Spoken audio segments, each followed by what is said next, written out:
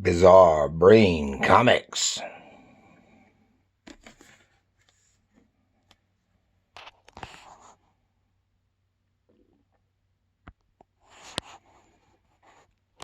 Hello, Gary here for Bizarre Brain Comics.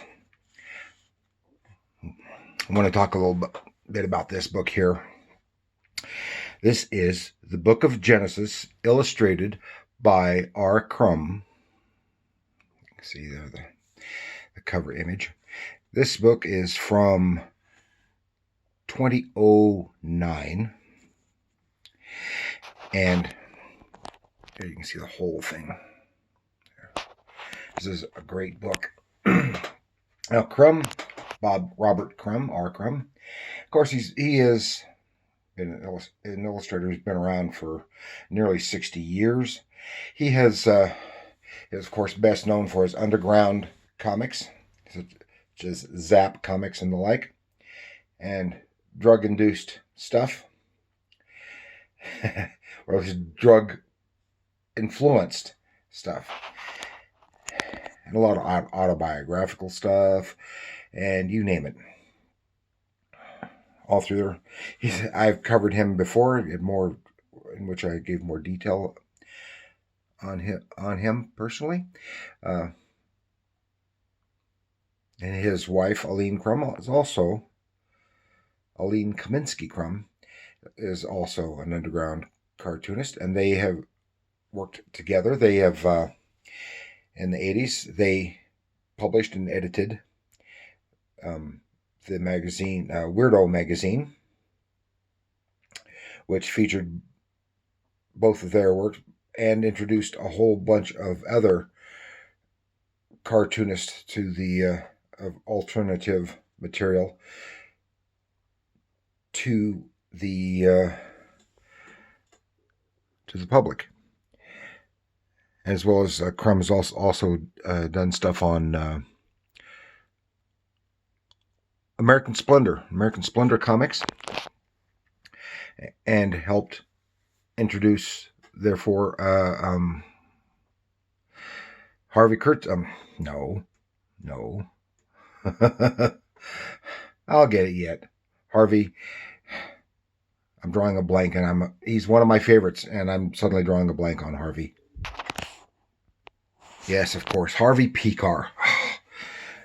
I've only been a fan of his for like almost 40 years, and all of a sudden I couldn't think of his name. Yeah, Harvey Pekar of American Splendor Comics, who really, really latched onto slice of life stuff, autobiographical material, and he did that. Of course, and they had the award-winning movie Crumb, about Crumb and his family, and of course Crumb's daughter Sophie is also a well-known and accomplished underground alternative comic artist, and she grew up in France, where the Crumbs have lived for many years. If they still live there, I don't know. I haven't heard. Now, in this book, Crumb adapted the Book of Genesis, and he covers the entire Book of Genesis. It's even got the begats in here. He illustrated it. He said every word from the Book of Genesis is in his book, and it's not all from the same version of the Bible, but because he said in an interview that he used various different versions depending on how a verse was written. It's primarily the King James version, but not exclusively. And he thought it worked better. So the whole thing, all 50 chapters. So it's a hardback, large hardbound book from Norton Press, and it is just the Book of Genesis. No interpretation and no editing. in or out. The only editing was of course, how he was going to interpret it, how he was going to present what was written, and which version he was going to use, which is it, he if I remember correctly, he claims that he is an atheist, so it is not done for religious reasons. And of course, Crumb has been accused of misogyny in his work, and probably good deal of misogyny, because a lot of his life is, even though he he loves women, he has for his comics, he has interpreted them primarily sexually, including his wife, and she goes along with that. And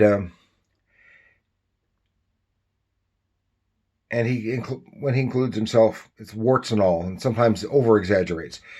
But and there's been racism accusations on there too, because some of his depictions have been racist, but those depictions have primarily been in a satirical view, poking fun at these bad interpretations of race.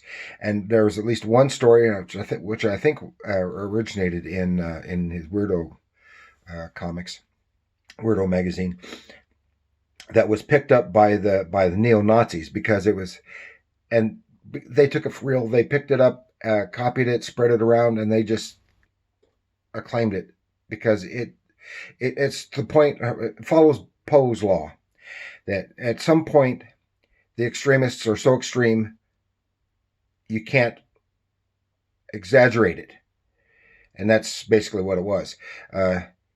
He did a satirical view of white supremacists and racists' views, and they latched onto it because it so clearly matched their beliefs that they thought it was done in earnest. And of course, I have covered the Bible, some Bible stuff here before. Here last year, I did a review of DC Comics version of the Bible. Here with this great cover by Joe Kubert, and had some beautiful, beautiful art in it. And I really enjoy this publication. It's got its problems, of course, but it's some beautiful, beautiful artwork, and there's nice storytelling, but they left out some of the less well-known and less flattering aspects of the biblical stories. All those stories are from the book of Genesis, and here Crumb keeps that stuff in. Let's just kind of start at the beginning. I'll just look a little bit through here. Crumb's own lettering. You can see it kind of slightly rough. Until it's hand done. Shows the area in which this stuff takes place, and then his interpretation of the beginning. And of course, God is the old bearded man. His interpretation. Oh yeah, separating day from night. Adam, creation of Adam. Because it mentions, now there is a little bit of nudity in here, but it's not in a non-sexual manner, so I'm not going to cover it up, because it's just barely there. The tree, Genesis, it's just some beautiful interpretations, images of course, Eve and all the women are depicted in the way Crumb depicts women, as big, plump, muscular. But here, I like this because it shows the serpent with legs, as it did in the other one, but only a different version, a different interpretation. This is more what we might think of as a serpent man, because that is the way it is described. The only way you know that is because of it says that he is. Oh, where are you? And condemns. Yeah, it says, "On your belly shall you crawl, and dirt shall you eat all the days of your life." See, so being crawling on his belly, which is what a snake does, which infers that he didn't before, which is makes you think it had legs. Goes all the way, shows all kinds of stuff. Here we go to the story of Noah, which is actually derived from an ancient Sumerian text. And like as I said, some beautiful artwork. He's very detailed. Surprisingly for him, but he's just illustrating the story as it's described.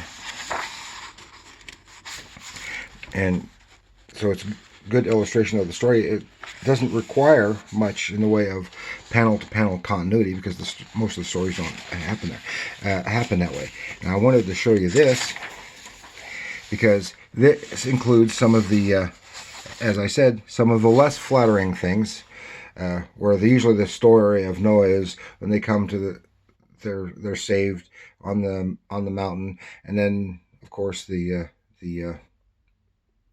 rainbow is set in the sky and says, "Then I will remember my covenant between me and you and every living creature of all flesh," etc., etc.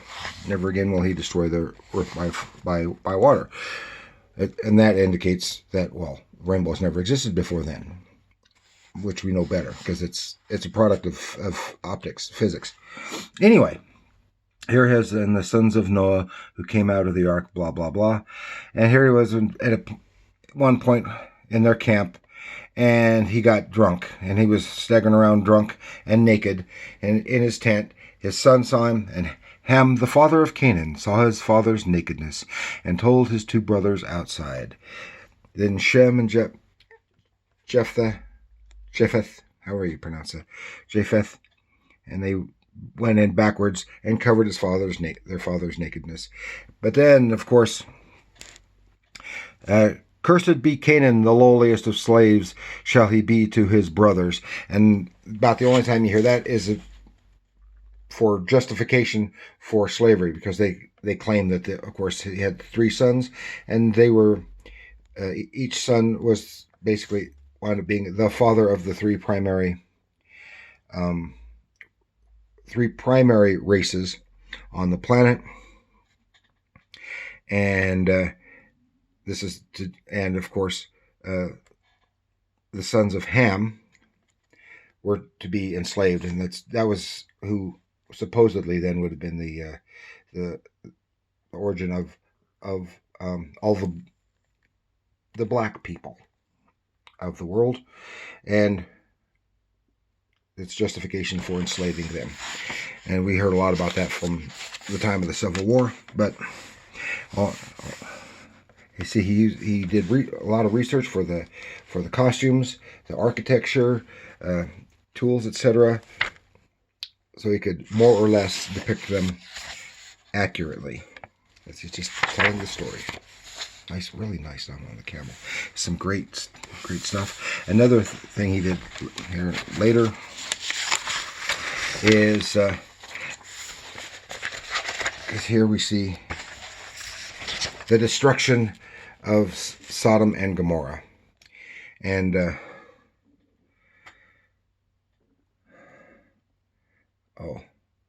what's this? Having a senior moment.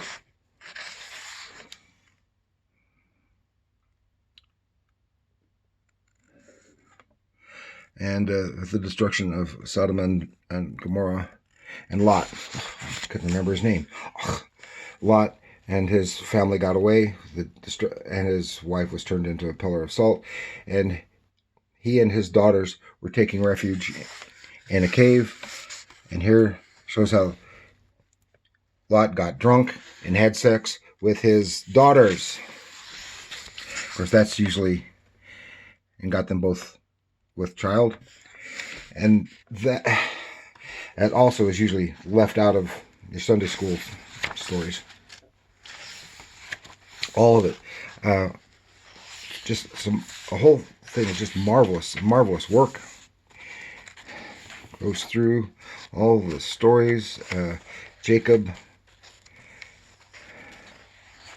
Abraham, Isaac, Jacob, down to, and then concludes with the story of Joseph and his amazing Technicolor dream coat. Way, way back many centuries ago, not long after the Bible began, Jacob lived in the land of Canaan, a fine example of a family man. Yeah, his brothers sold him into slavery. How he came to prominence in Egypt, and then eventually brought his family out of Canaan into Egypt, and this is supposedly then, sometime after this is when they supposedly became slaves in Egypt for the story of the Exodus, hundreds of years later. Even though there is no evidence, written or archaeological evidence, other than in the Bible, that the Hebrews were ever enslaved in Egypt. And that is about it. This is a nice book. I've been wanting to do something with this for quite a while. Get your hands on it if you can. Take a good look. Some great artwork. And fun, interesting reading. And is in nice contrast to this version of the Bible. I like both of them. And I don't take either one seriously. Thank you for joining me. Please like, share, subscribe, leave a comment. I appreciate all of those. Share it with your religious friends. Share it with your comic book people. And I like comics, as you can probably tell. But unfortunately, in my estimation, especially in the last few decades, comics today have been so dominated by superheroes. And don't get me wrong, I like the superheroes. I like the superhero movies and stuff. But it's a medium that can be used for all kinds of things. It's both art and literature combined, and it is indirectly related to animation and motion pictures. And it can be used for telling all kinds of stuff. It can be used, and I wish it was done more. Great for history, as I showed with the cartoon history of the universe. Biography, autobiography, you name it. Anything, just about anything you can do in literature, it's good in for science. And there have been some science-oriented comics. And I really enjoy all of them. So please like, share, subscribe, as I said. Remember, comics are art and literature.